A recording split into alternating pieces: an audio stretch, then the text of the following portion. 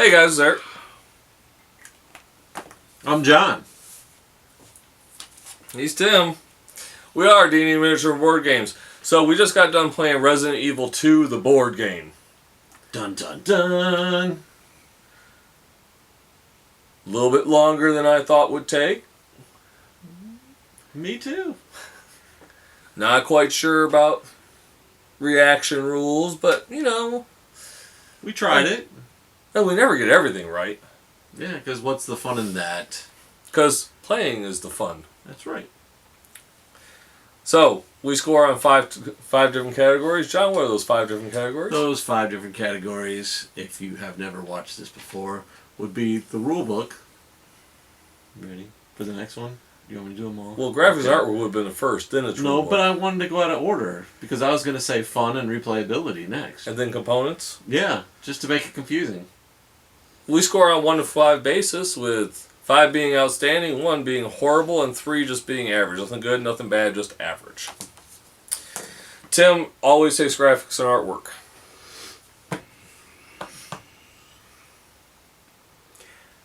I expected more.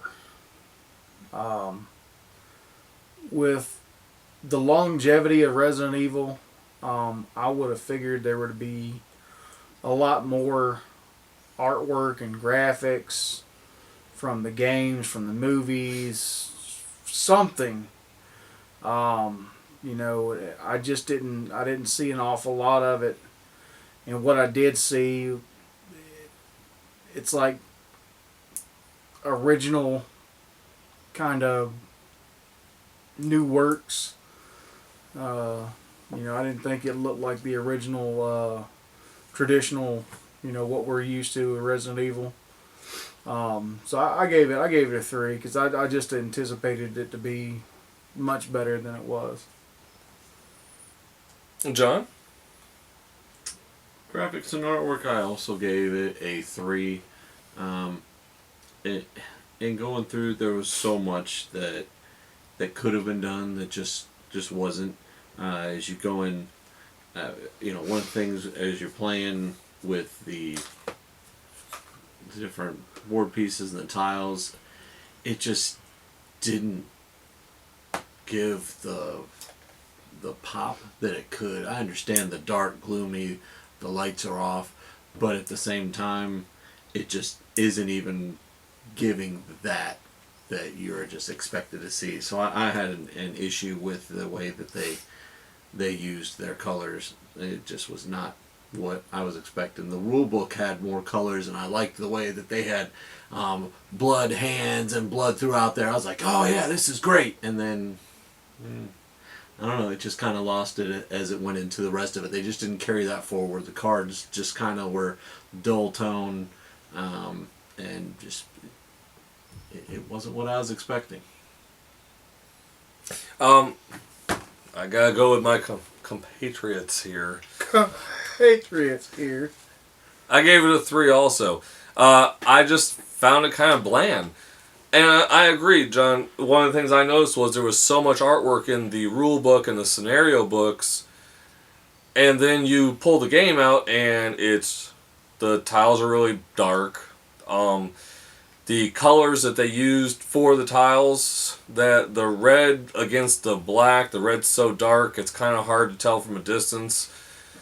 And the tokens themselves were so dark and so close. Heck, I had to use the zombie side doors because I was going to use the tiles. I couldn't tell the doors open and close from more than 2 or 3 feet away. Yeah. It was too dark. The components were too dark. It just made it very hard to tell the difference between what was and what wasn't. So I gave it a 3. They're actually, to tell you the truth, I almost gave it a 2. The rule book's graphics is what saved it. Because the cards and everything was just blah. Yeah, I'd say that I think the handgun ammo, that idea was what pushed it to stay there. Rulebook, though, I actually gave Rulebook a 4. I thought the rulebook was well laid out. It explained everything very well. It had a quick reference sheet on the back. It had a table of contents in the front. And And I can't really blame the rulebook for the mistakes that we probably made during our playthrough. That's more just getting used to the game. Mm-hmm. So I gave rulebook a 4. I thought it was actually pretty well done. Tim? Yeah. It's a rule book. I gave it a 3. I didn't think it did anything other than what a rule book's supposed to do. Probably would have gotten higher marks for me if it had been, you know, as opposed to what Eric says. He says it was laid out fairly well. I thought in some places, especially in some of the places for the gameplay, that it skipped around a little bit and went out of sequence, and it kind of throws you off, especially when you start trying to play the game. You're trying to figure out how to get things going. You know, but then again, that's just my opinion on that. But other than that, though, I thought it was just, you know, it was a decent rule book. It was a 3. Yeah, I went with 4 for rulebook. Going through the setup for me, as you're flipping through, I mean, you get through the first, I think it's like the first 12 pages, pretty easy going through, understanding, you know, a lot of just the basic stuff. But then also some of the things that I would say the same with Tim is you'll get those references of this part we're not going to explain until you get to you know, scenario 2A is when you'll learn how to do some of this. So there was some where I get the keeping it a little bit basic for people to see, but at that point that you're having the main titled sections that having a little bit more of a chart and some of the stuff just to give that explanation, because the quick reference guide with only having one and no cards to it, it just, that really could have made a difference. They could have had a better explanation on their quick reference for some of the things. You want to go under components, John? Yeah, components. I ended up going with a 3 on the components. I was a little back and forth on that. When we're looking at the miniatures, some of the miniatures, you know, that they're to me they're just kind of you know, an average. I mean, it has more detail on the stamping on the base than on some of the figures. But as we're going into the rest of it, and we already talked about this a little bit in the artwork, but when you're putting on walls that are so dark, the way it's set up and the way that with the door system, it just makes it so it's just pretty bland to me in the components, the way they have it fit together. But yeah, so the miniatures were I'd say were the best part. The dice, there was nothing really special on the dice. Oh, come on, the umbrella symbol on the 6-sided. The one, yes. Oh, now that is cool, but I mean, there was just so much that could have been done. Maybe that's where I'm sitting at, is where I feel the components just did not carry the flavor that it should have had, or quite at the quality. So, but I mean, but a lot of that, is there going to be, you know, use out of it? I mean, it feels that it's decent quality, but I just don't think it's anything Spectacular. Yeah. Tim? I gave components a 4. I like the models. They got different sculpts. There's not many of these that have multiple figures that have the exact same sculpt. So they really did mix up the variety on their sculpts. The other thing is these trackers, the ammo trackers. I thought that was pretty neat to come up with a device to sit there and track your ammo as you're going, instead of, you know, it being like tokens or something else like that. You know, you got an actual tracker. That's pretty freaking neat. So I gave it a 4. I gave components a 3. The figures, I would have gone a little bit higher because of the figures, but the problem is, just like in graphics and artwork, if you're getting components and you can't tell what is what from 12 to 15 inches from the board without picking it up, flipping it up, and looking at it, I'm sorry.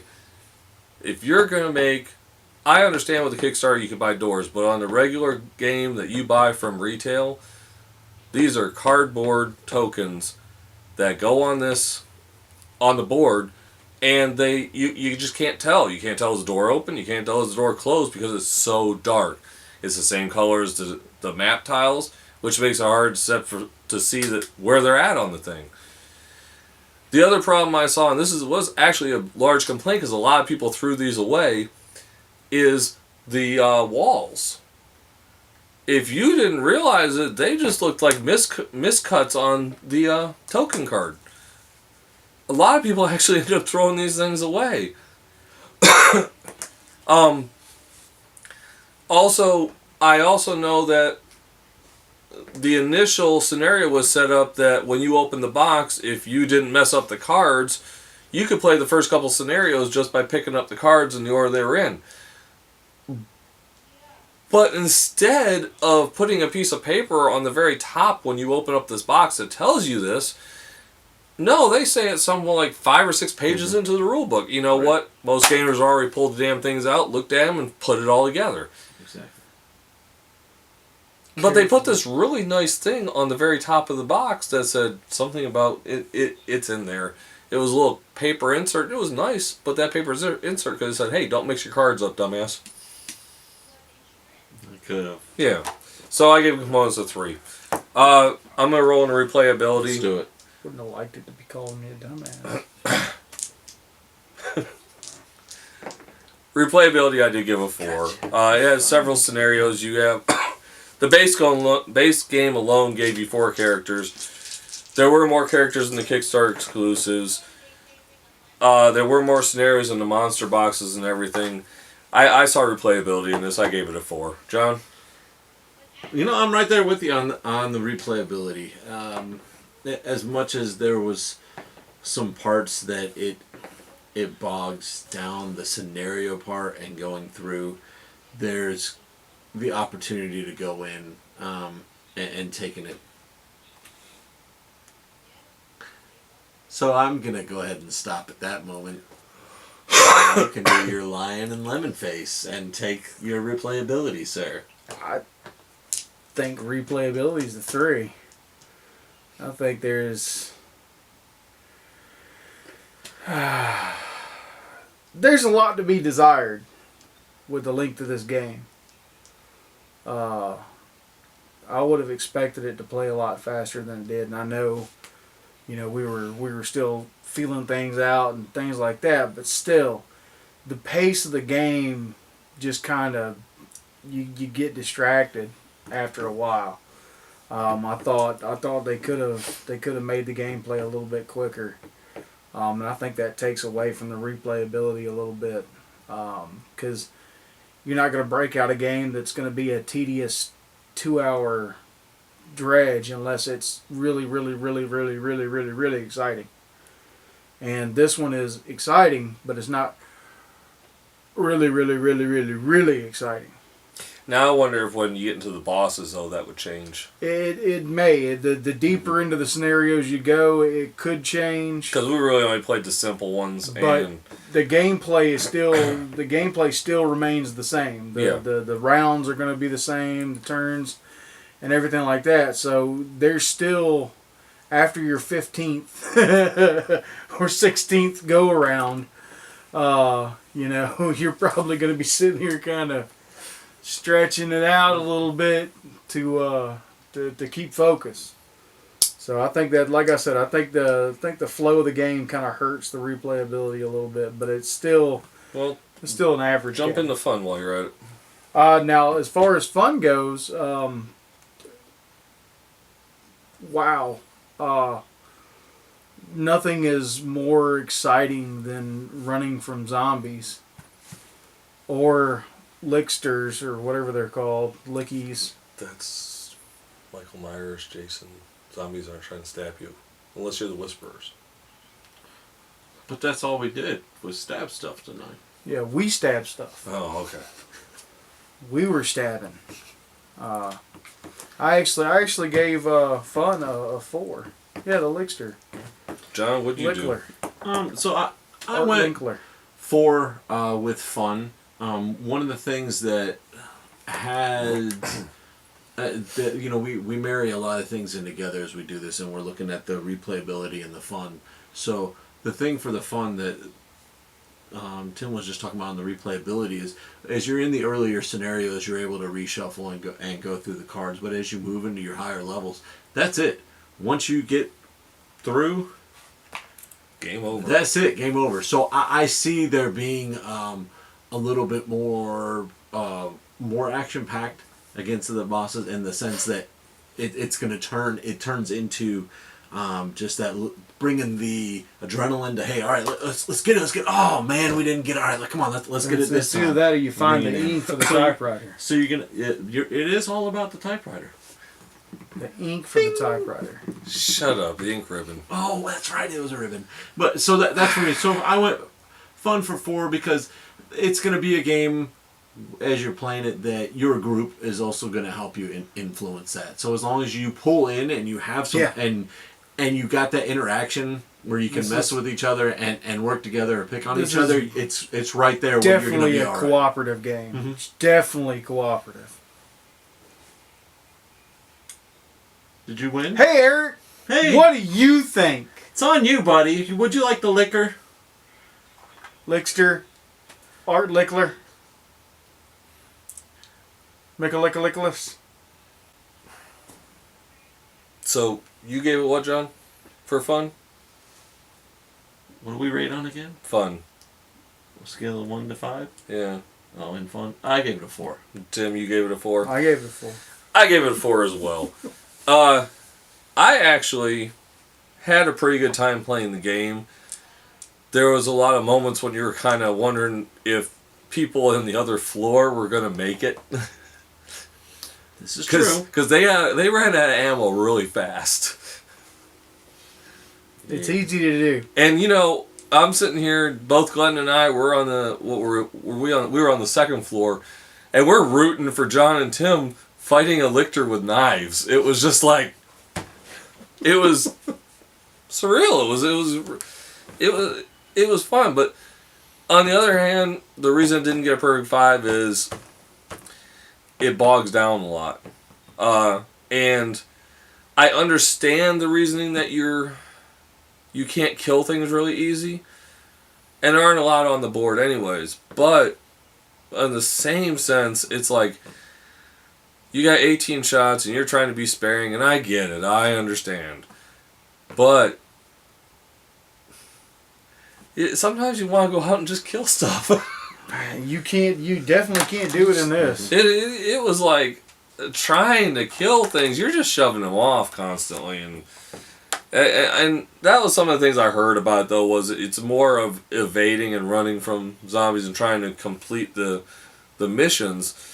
But there are times when you unload 3 shots into something, or like Glenda was firing the bow and 3 shots with the bow and didn't kill a thing. It was like, yeah. But that's why I got a 4 for me. I couldn't get it to that 5. I mean, I was able to get into the game, mm-hmm. and I could feel the frustrations of not being able to kill a damn thing, or the frustrations of our teammates on floor 1 who ran out of ammo so fast and then had to fight a lictor with knives. Which, by the way, guys, that was impressive, I gotta say. I thought you guys weren't going to make it past the lictor. I really did.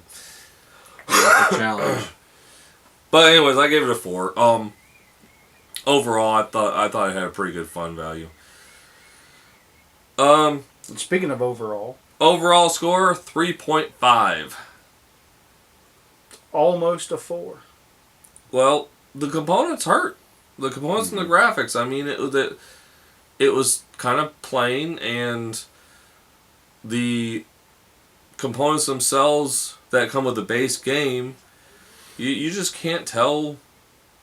If you can't tell a door is open or closed, or even where the door is, if you threw your wall out. Yeah, if you threw the wall out because it doesn't look like it's even a wall, that's a problem.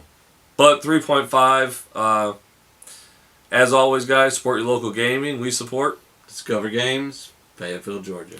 We'd also like to say thank you to Zen Bins, because in our playthrough you'll notice, and if you're curious, we use the new Zen Bin card holders and the new Zen Bin token holders. And I liked them quite a bit. What do you guys think? Yeah. They were nice.